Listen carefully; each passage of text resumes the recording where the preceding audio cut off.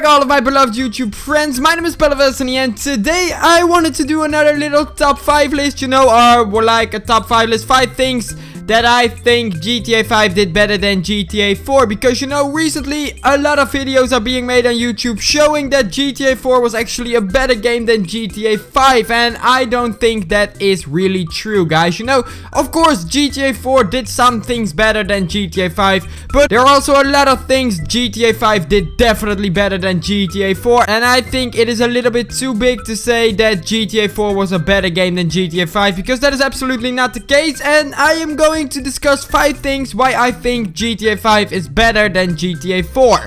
So right, the first thing I wanted to address is basically driving a car in GTA 4 was absolutely awful, guys. It may be realistic, but for a video game it just was a really bad system, because the cars were all clunky and the steering was really fucked up. I can remember, driving a car was just not a lot of fun. It really sucked, guys. So yeah, that is basically the first thing I wanted to address, because I really hated that about GTA 4, and I think GTA 5 did definitely do a better job on that. So alright, guys, the second thing I wanted to address is going to be the map of GTA 5 compared to the map of GTA 4. First off, the map of GTA 4 was a lot smaller than the GTA 5 one, which isn't always a bad thing, Sometimes a small map can be way more fun than a real big map, but in this case, I didn't really like the map, guys. There wasn't a lot of nature and shit. It were all just urban areas. Some people will like that, but I definitely didn't think it was a good thing that there wasn't any nature, because in GTA 5,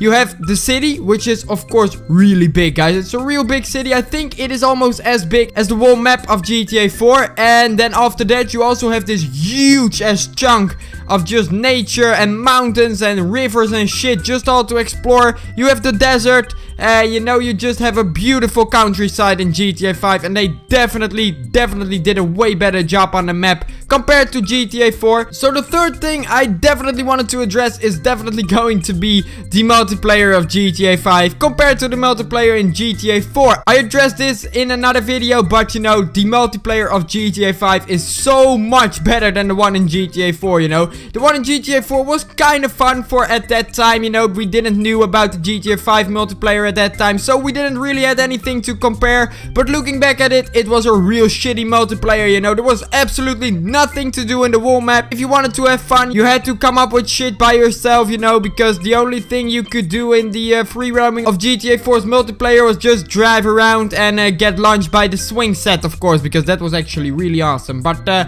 multiplayer of GTA 5 is definitely better than the one of GTA 4. So alright, the fourth thing I definitely wanted to address is the fact that there are way more aircrafts in GTA 5 than there were in GTA 4, In GTA 4, the only things you had were those little helicopters, Those were actually quite nice to fly around the city, but you didn't have any airplanes to fly with.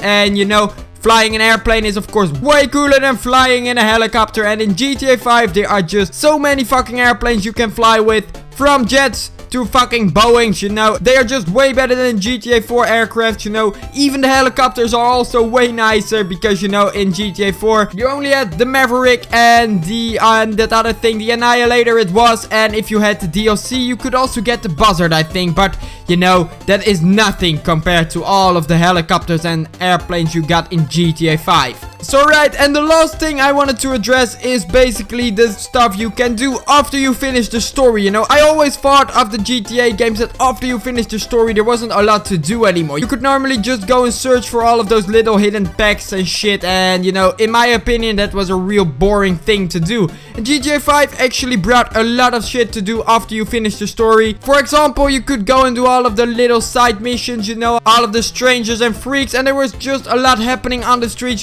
Sometimes somebody's wallet gets stolen. It is really nice that they implemented that in GTA 5, because it just makes the game a lot more fun even after you finish the story. Absolutely no hate to GTA 4, I really loved GTA 4 at that time, but it is unfair to say that GTA 5 is a worse game than GTA 4, because that is absolutely not the case, guys, in my opinion. So guys, that is going to be about all it for today. I hope you enjoyed this episode. If you did, as always, please leave a thumbs up and a comment down below. Subscribe to the channel if you haven't already, and then I will see you guys in tomorrow's video.